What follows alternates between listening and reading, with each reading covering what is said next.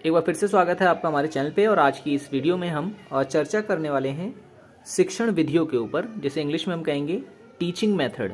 तो यहाँ से क्वेश्चन जो है हर बार एग्जाम में बनते हैं, तब चाहे वो सीटेट का एग्जाम हो, DSSB का एग्जाम हो, यूपी टेट हो, सुपर टेट हो, रीट हो, या फिर UGC नेट का एग्जाम हो। तो किस तरह के क्वेश्चंस बनते हैं ये मैंने ऑलरेडी जो है अपनी वीडियोज़ में करा रखे हैं, ठीक है। तो आप देख सकते हैं, लिंक इस वीडियो की डिस्क्रिप्शन में दे दी गई है। तो चलिए शुरू करते हैं शिक्षण विधियाँ। तो देखिए, किंडरगार्टन विधि, माउंटेसरी विधि, प्रोजेक्ट विधि, कहानी विधि, क्रियात्मक विधि, और उसके बाद है खोज विधि, भ्रमण विधि, प्रश्न उत्तरी विधि, आगमनात्मक विधि और निगमनात्मक विधि, ठीक है। तो इन सभी 10 विधियों को जो है हम विस्तार से जानते हैं। सबसे पहले अगर हम बात करें किंडरगार्टन विधि की, ठीक है, तो मैं बता दूं आपको, F.A. फ्रोएबल ने जो है इस विधि का आविष्कार किया था।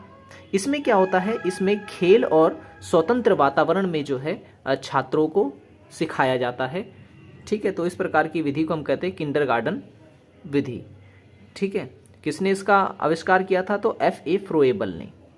देखिए, मैंने वही पॉइंट्स इसमें लिखे हुए हैं जो एग्जाम में पूछे जाते हैं, ठीक है। हालांकि एक एक टॉपिक पे जो है एक एक पेज का नोट्स बन सकता है, लेकिन वो फिर काम का नहीं रहेगा, ठीक है। तो जो जो एग्जाम में पूछा जाता है वही पॉइंट्स मैंने इसमें सिर्फ लिखे हैं। माउंटेसरी विधि की हम बात करें तो डॉक्टर मारिया माउंटेसरी द्वारा जो है इसका आविष्कार किया गया था, और 3 से 7 वर्ष के बालकों की शिक्षा के लिए सबसे उत्तम जो है शिक्षण विधि ये मानी जाती है।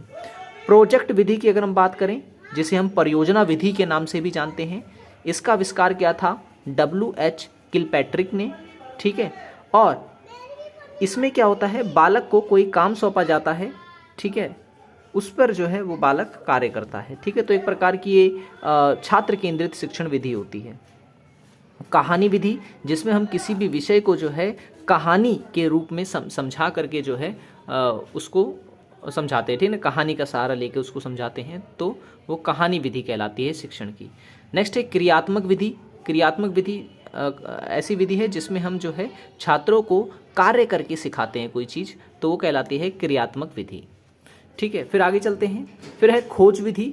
खोज विधि जो है इसके आविष्कारक थे प्रोफेसर अमर आर्मस्ट्रॉन्ग, ठीक है।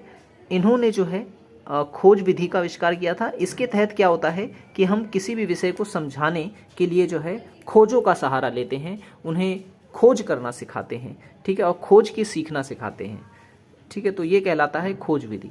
भ्रमण विधि क्या होता है, इसमें किसी विषय को समझाने के लिए जो है किसी विशेष क्षेत्र का भ्रमण आदि करवाया जाता है, जिससे कि वो उससे संबंधित ज्ञान को प्राप्त कर सके।